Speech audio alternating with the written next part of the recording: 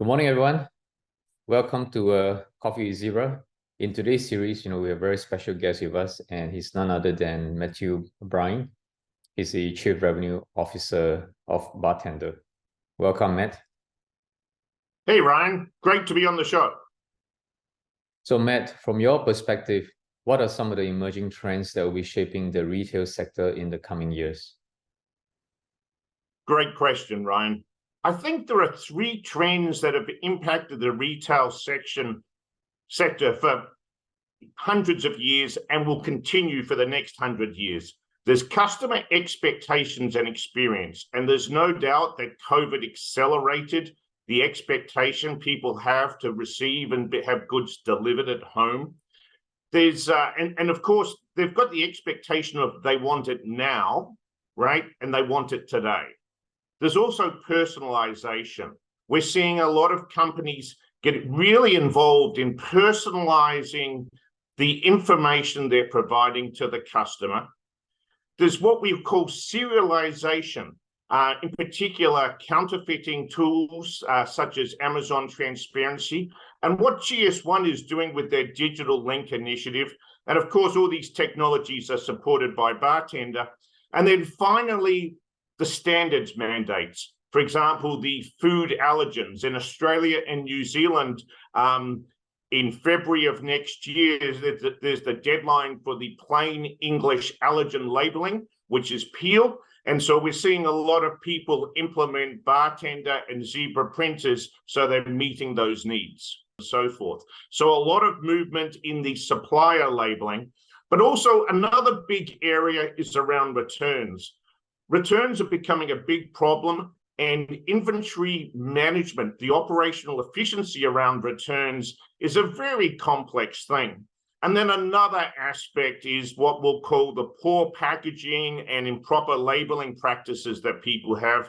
We have one customer that's in a B2B space that had a 13% return rate due to errors in labeling. So I think we're going to see a lot of improvement over the next 5 years as people try to do simple things around labeling, packaging, etc. And then the final thing is what I'll call technology transformation. Artificial intelligence is here, and it's going to have a massive impact, whether it be at the farm, all the way through to the supermarket, whether it be the way that clothes are determined or anything else in the retail sector. So I think that digital transformation is only going to continue to accelerate. What are some of the technologies that retailers can adopt to drive innovation and stay ahead of the curve, and why?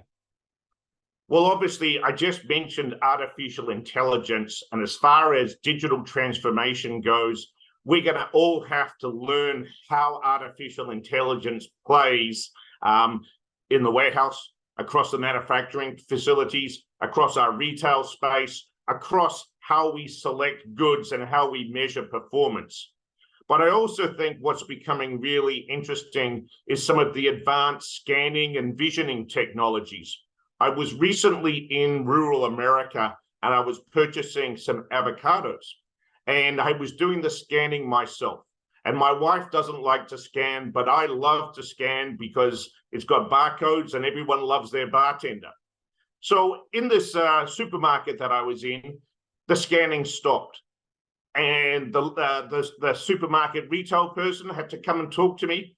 And she said, "Oh, you're trying to return these." And I go, "No, I am trying to buy 4 avocados." And then I looked up, and there was a vision camera trying to determine exactly how many avocados I was putting in the bag.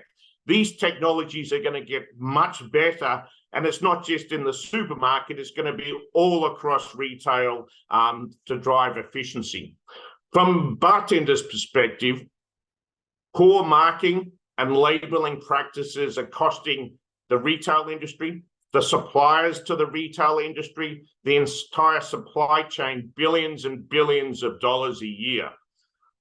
One of the most easiest things that companies can do to reduce costs and drive efficiencies may not be the most sexy, but it's the most practical. Companies already have in their warehouse They have scanners, mobile printers, mobility. Make mobility easier. Bring labeling to the point of where the workers are. Don't have the workers have to walk to the label printer. Let them take the label printer with them, either on a table transporter or attached to them. The other thing that's really interesting is cloud. Cloud is here to stay. Our customers are having both an on-premise BarTender label management and marking solution, and also cloud for hybrid, cloud for distance warehouse, but also cloud to ensure the suppliers are using the correct labels. And then the other interesting thing that we're seeing around technology adoption is our customers leveraging the label management, document management technologies for approvals for labels they're doing for customers. Hey, Matt, so based on your experience, can you please share some examples of how retailers had successfully undergone digital transformation and how it has benefited them? Yes, I'm thinking of personalization, and I'm thinking of several areas. Just at the start of COVID, Fortnum and Mason, the tea people, decided that they were going to personalize the tea experience. You can actually purchase via the Fortnum Mason website in most regions around the world. You can personalize the label, personalize the volumes of different types of tea that you have, and all the labeling, etc., is powered by BarTender. FatBit Fun in the US is a very major leisure brand, and it's providing yoga mats and other things like that. And their personalization is far more than just what is the label. Their personalization is the information they're putting in the box, and it's specifically for that customer. And they're using BarTender to do the documents and the information that they're putting into the box for those customers, and every single one is personalized. But my favorite is the winemaking industry, which has a dramatic opportunity for improvement in sharing information. My family and I were on vacation in Italy a year and a half ago, and we had the opportunity to meet a winemaker, and they were talking about labeling. And we were very interested in the QR code. And I asked, why do you have a QR code on your wine label? And they said, the younger generation today want information. They don't just want the information that's on the label. They want to see where the wine was grown. They want to look at the pictures of the workers getting the grapes. They want to ensure they understand who the winemaker was. And while in Europe, we've seen quite a few winemakers go to QR codes and improve their websites to provide information, we really see an opportunity across the Asia-Pacific region with some of the great winemaking in Australia and New Zealand, but also in China, to have more information they're supplying. And I think standards such as GS1 Digital Link will really make in the next 2 to 3 years an opportunity for people to understand that not only can you provide track and trace information, but really, really good information for the customer. I personally love looking at a wine bottle, and every time I see a QR code, it gives me an opportunity to learn more about the winemaker, etc. But it's not just about retailers, it's for the entire supply chain. We are seeing many manufacturers digitally transform by taking greater control of their labeling and marking practices, and also by providing more information to their customers. What is your advice for businesses who may be having reservations about embracing digitalization and automation? My advice is the same it's been for many years. I started, you can tell from my gray hair, I started many years ago, and I always believe that you don't need to reinvent the wheel. Start off simple, start small, start easy. There's lots of opportunities today to either take existing technologies that you're using or to find fairly inexpensive technologies to make significant improvements. Zebra talks a lot about the steps to digital transformation, and the most important and easiest step, and the one with the biggest return on investment, is generally around labeling, reducing your errors, making it easy to find information, making it easier in your warehouse to find the right goods at the right time. So there's lots of opportunity.